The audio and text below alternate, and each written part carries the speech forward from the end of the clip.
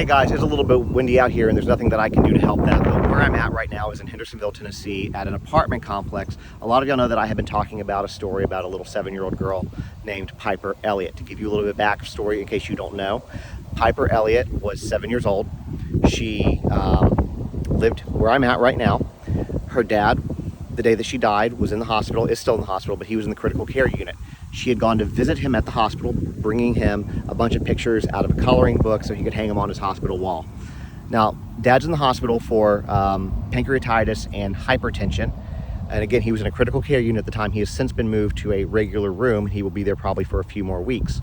But what ends up happening a few hours later is Piper and Mom come home.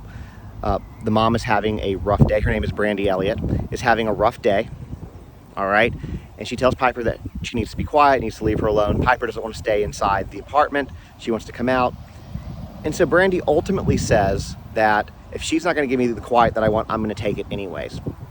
And as the story goes, she drug her from this apartment complex to the lake and held her underwater till she was no longer breathing. Now, initially, because I know this area, I live in this area too, and consequently it's the same area that Sebastian Rogers is missing from. But I thought because the lake is right there, that she just drug her from this apartment complex and took her to the lake right there. But I was wrong. I was initially thinking that maybe she just snapped. She had a moment with everything going on and snapped. But no, and we're gonna take this walk. So this right here, this particular building, somewhere along here, probably toward the back or that building over there in the back, but toward the front is where they lived, okay? And as you can see, the lake is right there. But she didn't just take her across the lake. She took her to a place where nobody would see. So I don't know exactly where she drug her across the street and began walking, but there is a greenway, a nature trail here. And we're gonna take that walk right now because I want y'all to see this, that this quote unquote mother decided to take her kid. She had plenty of time to turn around, plenty of time to make a different decision. And again, I don't know if she walked up this side, but it doesn't matter. Once we get to the boat launch, the boat ramp,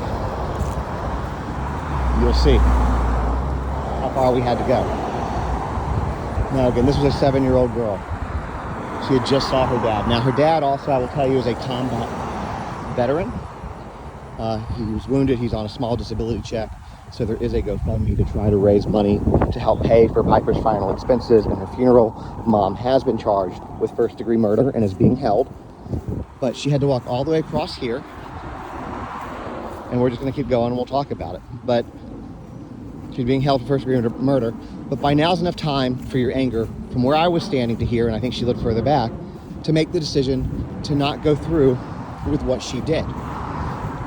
And if you're watching this on YouTube or something later, you can do it on times too.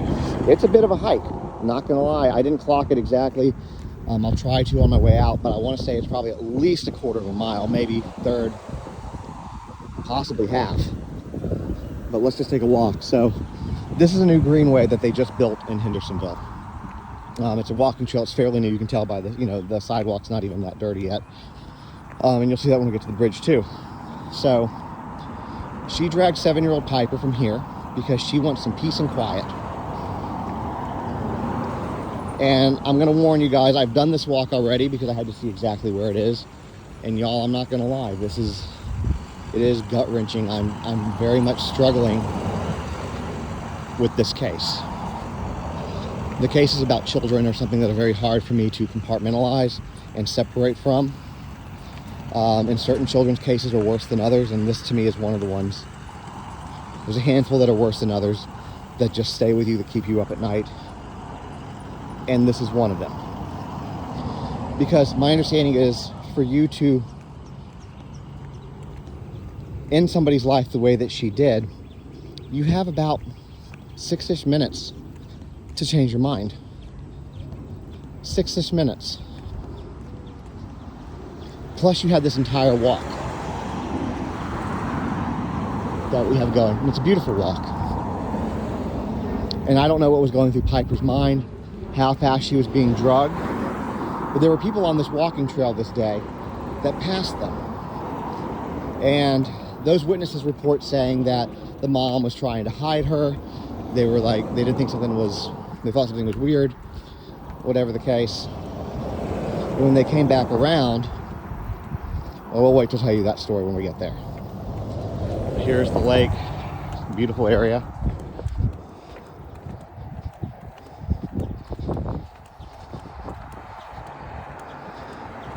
Like I said, it's a long walk. She's angry. She's made this decision. To me, this screams premeditated. Because this isn't going across the street. Because she snapped and putting her head in a lake. And then waiting the 6 minutes for her to drown. This is this long walk. Plenty of time to change your mind. Plenty of time to make a different decision, to make a better choice.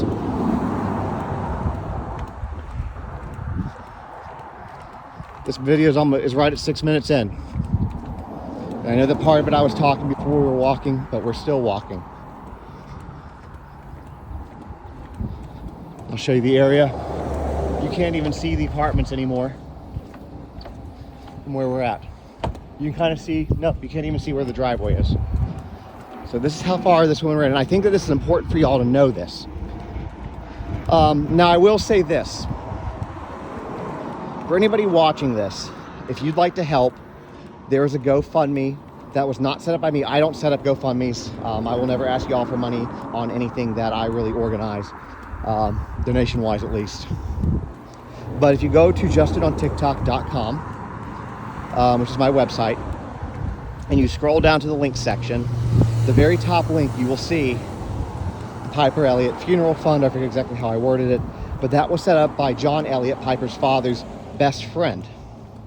And you can donate to that if you choose to. Again, combat disabled veteran, currently in the hospital trying to deal with the death of his daughter now, while trying to get better, while already being sick, trying to navigate all of this, and they don't have very much money. He lives off a very small Social Security check. The other thing, if you want to do this, you're welcome to as well. A lot of y'all know, if you watch my live streams, that I've written 2 books and I sell those books. And if you order them, what's today? Today's the 17th. I'll put this all the way through Friday in case some of y'all see this later. Hell, I'll do it all the way through Monday, through the weekend, through Sunday night.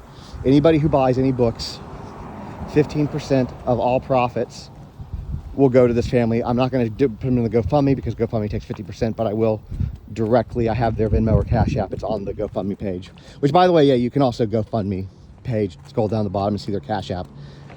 But yeah, you can do that too. And if you want to purchase the books, I'll sign them, hardcover, softcover, bundles, whatever, and we'll donate 15% of the profits towards this. I've also been in touch with one of the funeral homes who's been wonderful, or talking to one of them and trying to help. But y'all, we're getting very close here.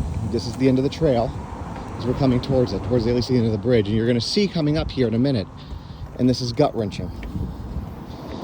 I haven't even been able to walk all the way down here. I had to see where it was so that I could take you guys. But again, we are now 8.5 minutes into this video. She's had all of this time to stop, to turn around, to change her mind. We're right here. Y'all, this is hard, I'm not gonna lie. Some of these are challenging. You can see.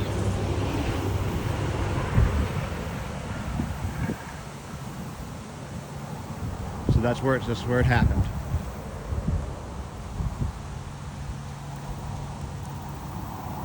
When I come back, I think I'm gonna bring some flowers. But this is where it happened.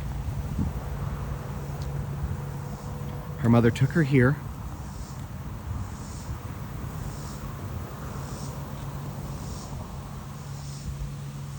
Held her underneath the water. Held her head underneath the water till bubbles stopped, while screaming at her to shut up.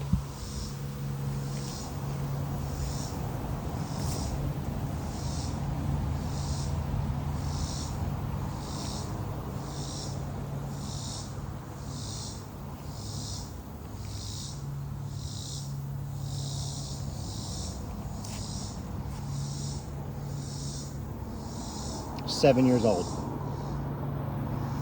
My daughter has that same mini.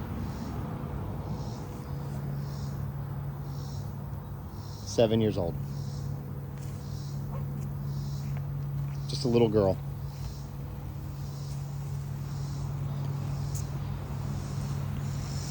Anyways, I wanted to show you all this walk. I wanted you guys to get an idea of just how far this woman had to drag her 7-year-old child. And when she got here, I told you I'd tell you all about this, there were people walking the trail, as there are now. And when those people came back, Piper was gone. When she was there the first time, they passed her the first time, they thought, they saw that she was trying to hide her, they thought something was weird. And when they came back, they saw her body, and the mom was doing absolutely nothing. She didn't call 911. She didn't try to resuscitate. These strangers did, with a 16-year-old and a 14-year-old kid with them. They tried to resuscitate this child. And I'm not going to read y'all their statements or tell y'all about their statements on this video. We can do that separately. But it is just gut-wrenching. Absolutely horrific. Anyways, thank y'all for watching. Please do consider giving to their GoFundMe.